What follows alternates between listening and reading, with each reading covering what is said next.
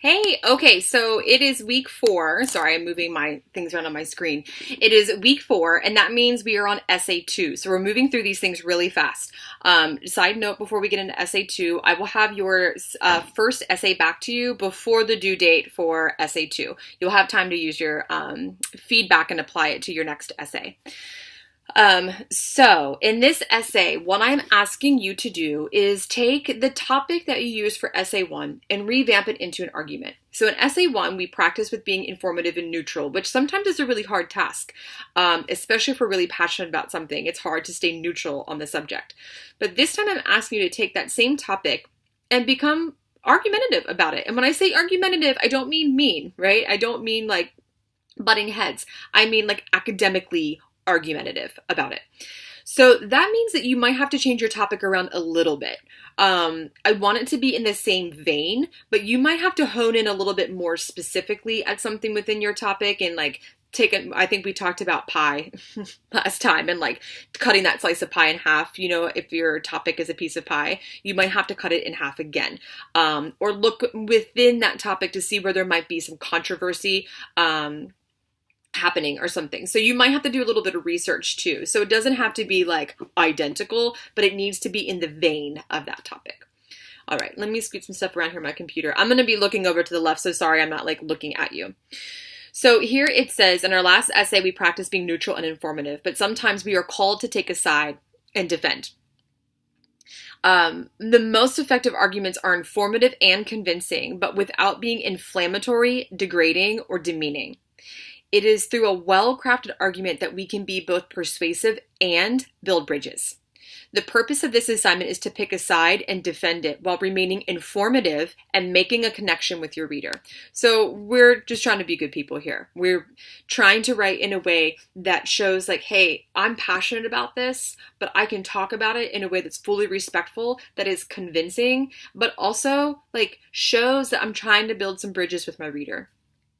Same rules apply. 3 to 4 pages, must be a sophisticated argument-based research essay. Convincing without creating barriers between you and the opposition, for lack of better words. Your goal is to build a connection and persuade. I can't emphasize that enough. Your goal is to build a connection and persuade. You should use outside research to support your ideas. As always, this must be academic research. You can use popular media if it supports it in terms of some cultural context, but your research needs to be essentially library sources. These should be peer-reviewed articles.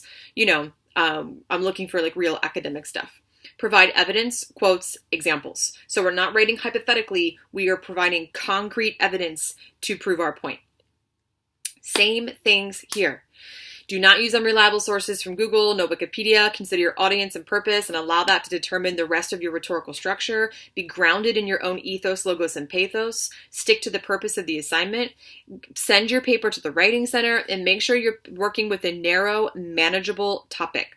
Also, what I want to add here, you don't have it yet, but you will before your papers due. You should apply the feedback that I gave you on your first essay to this essay. So I'll be looking for that also. The rubric on this is the exact same as your first one. Nothing has changed. It'll actually be the rubric for your final essay too, so you might as well get nice and comfortable with it. So please make sure you're familiar with the rubric. With this, I want you to work on essentially enhancing your writing skills. You're taking the things that we've done in this class so far and using it. How can you write a better intro than you did last time? How can you improve your thesis statement? Where can you tap into that creative genius that we talked about to make this paper a little more interesting, right? So rather than like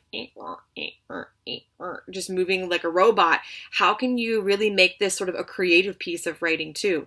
Make sure you don't have fallacies. Make sure you're using good structure. I know we haven't been in class long, but that's a lot of stuff that we've covered, and I don't even think that's all of it.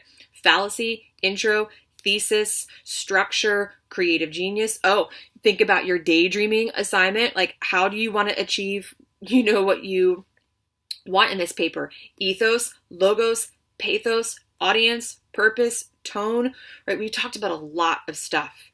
So I am expecting to see you try to grapple with these and put them together in a really nice, coherent piece of writing. Again, as always, if you have any questions, you need to ask me. If you do not ask me questions, I'm under the assumption that you understand everything in this course and that you understand everything that's expected of you. So if you're not asking questions, as far as I know, you're good to go. So if you have questions, please, please, please let me know. You will need to post this essay to your peer review board. Last essay, there was a little bit of trouble where one group, no one posted anything and left one of their classmates hanging. Uncool. We are all adults. You should all be posting your stuff for your group members. Treat your group members how you'd want to be treated. Please post your stuff on time for your group members to review and give you feedback.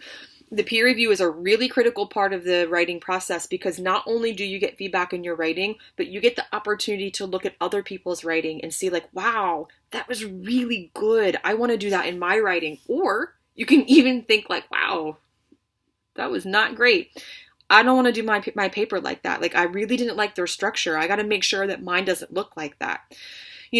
So it's just a good time to start looking at other people's writing to see what you want and what you don't want in your own. And also it's nice too, because often I find I'm really hard on myself and I feel like, God, I bet you my stuff is not as good as anyone else's. And then I read it and I'm like, oh, I'm actually doing really great, So it's a nice bit of confirmation sometimes too. Okay, I'm going to let you go because my lunch break is just about over, so I have to go. But anyway, if you have questions, let me know. I'm really excited to read all of your upcoming writing. I think these will be great. Have a beautiful day. Bye.